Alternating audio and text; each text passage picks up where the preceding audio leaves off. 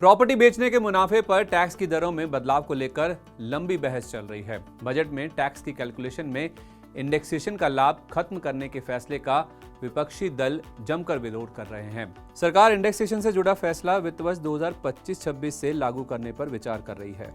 Budget में वित्त मंत्री निर्मला सीतारमण ने प्रॉपर्टी बेचने के दौरान टैक्स डिडक्टेड एट सोर्स यानी टीडीएस पर भी क्लैरिटी दी है। इससे अब अगर आप 50 लाख रुपए से ज्यादा की प्रॉपर्टी बेच रहे हैं तो टीडीएस में हेराफेरी नहीं कर पाएंगे। प्रॉपर्टी बेचने पर कब देना होता है टीडीएस, इस टैक्स का कौन करता है भुगतान, किस दर से लगता है ये टैक्स, आइए समझते हैं। अगर कोई प्रॉपर्टी 50 लाख रुपए से अधिक कीमत की है तो इसे बेचने पर 1% टीडीएस लागू है। प्रॉपर्टी के सर्कल रेट और स्टैंप ड्यूटी की कीमत, इन दोनों में से जो भी रकम ज्यादा होगी उस पर टीडीएस चुकाना होगा।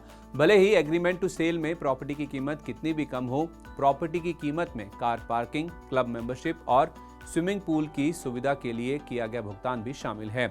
कृषि से जुड़ी भूमि इस टैक्स के दायरे में नहीं आती। इस टैक्स को जमा करने की जिम्मेदारी बायर यानी खरीदार की होती है। प्रॉपर्टी खरीदने वाले व्यक्ति को पेमेंट करते वक्त विक्रेता से 1% टीडीएस काटना होगा। अगर विक्रेता के पास पैन नहीं है तो 20% की दर से टीडीएस लागू होगा। अभी तक बड़ी संख्या में लोग डील में हेराफेरी करके इस टैक्स को बचा रहे थे। मिसाल के तौर पर अगर कोई प्रॉपर्टी 80 लाख रुपए की है तो उसकी 2 लोग मिलकर रजिस्ट्री करा लेते थे, ये मानकर कि 2 लोगों ने 40-40 लाख रुपए की प्रॉपर्टी खरीदी है, इसलिए टीडीएस जमा नहीं किया जा रहा था। इसी तरह अगर विक्रेता एक से ज्यादा हैं तो तब भी प्रॉपर्टी की कीमत को टुकड़ों में दिखाकर टीडीएस बचा लिया जाता था। बजट 2024 में प्रॉपर्टी की बिक्री में टीडीएस से जुड़ी खामियों को दूर करने के लिए नया नियम लागू किया गया है। अब आप प्रॉपर्टी को टुकड़ों में दिखाकर टीडीएस की देनदारी से नहीं बच पाएंगे। डील में प्रॉपर्टी की पूरी रकम पर ही टीडीएस की कैलकुलेशन की जाएगी, भले ही बायर या सेलर कितने भी क्यों ना हो। बजट में स्पष्ट किया गया है कि धारा 194IA के तहत टीडीएस के लिए प्रॉपर्टी के कुल मूल्य को देखा जाएगा, ना कि अलग अलग लोगों की ओर से भुगतान की गई रकम को। अब सवाल यह है कि टीडीएस कैसे जमा करें। प्रॉपर्टी खरीदार को कुल कीमत की 1% रकम इनकम टैक्स विभाग में जमा करानी होगी। इसके लिए फॉर्म 26QB भरना होगा। ये रकम इनकम टैक्स डिपार्टमेंट की वेबसाइट के जरिए ऑनलाइन जमा कराई जा सकती है। फॉर्म 26QB के जरिए ये पैसा बैंक में भी जमा कराया जा सकता है। अगर कोई समस्या आ रही है तो चार्टर्ड अकाउंटेंट के जरिए भी टीडीएस जमा करा सकते हैं। इसके बाद फॉर्म 16 विक्रेता को मुहैया कराना होगा।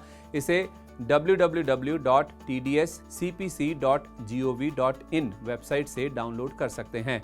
अगर विक्रेता का रिफंड बनता है तो वो आईटीआर के जरिए क्लेम कर सकता है। टीडीएस की रकम प्रॉपर्टी के भुगतान का महीना खत्म होने के बाद 30 दिन के अंदर जमा करानी होगी। उदाहरण के लिए 5 अगस्त को भुगतान हुआ है तो ये रकम 30 सितंबर तक जमा करानी होगी। अगर खरीदार ने टीडीएस नहीं काटा है तो 1% प्रति माह की दर से पेनल्टी लगेगी। अगर टीडीएस काटा गया है लेकिन जमा नहीं किया गया है तो 1.5% पेनल्टी लगेगी। इसमें आयकर विभाग 1 लाख रुपए का जुर्माना भी लगा सकता है। अगर टीडीएस जमा करने के लिए फॉर्म 26QB नहीं भरा है तो 200 रुपए प्रतिदिन के हिसाब से जुर्माना भरना होगा। इस हालात से बचने के लिए प्रॉपर्टी खरीद की डील करते समय विक्रेता से टीडीएस के बारे में स्पष्ट रूप से बात कर लें। इस काम को समय रहते निपटा लें। इस मामले में कोई भी लापरवाही भारी पड़ सकती है।